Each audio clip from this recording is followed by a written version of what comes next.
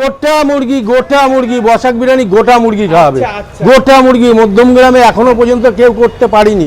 বসাক দা তুমি কি করছো সকাল সকাল, এগুলো কি শুরু করেছো তুমি? সকাল সকাল এই যে শুরু করে দিলাম, এই তো দেখো না, চিকেন মটন সাজানো আছে, কোনো ভাজা কিচ্ছু নেই। ভ্যালেন্টাইন ডে তে অফার, মানে সেই অফার মধ্যম গ্রামের বুকে সেই অফার এখনো চালু হয়নি, আর আশা করি হবে কিনা জানি না, হয়তো আমার দেখা দেখি হতেও পারে। অফার হচ্ছে মারাত্মক অফার, গোটা চিকেন এবার পাবা বসাক বিরিয়ানিতে, গোটা মুরগি, একদম গোটা মুরগির বিরিয়ানি হবে, দুজনের জন্য হবে, দুজনের জন্য আনলিমিটেড আলু রাইস থাকবে, ঠিক আছে, মানে এক পিস গোটা চিকেন থাকবে, ওই 1 কিলো 250 1.5 কিলো এর ভিতরে থাকবে, সাথে থাকবে স্যালাড, রায়তা, গ্রিন চাটনি, 2টো কোল্ড ড্রিঙ্কস আর তোমার 2টো মিষ্টি।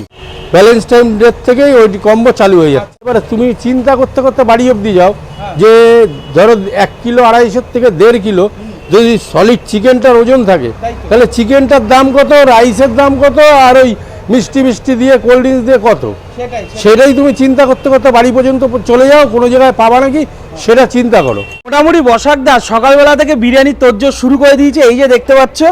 আজকে জানি না কত প্লেট করছো, কত প্লেট হচ্ছে তাও মোটামুটি?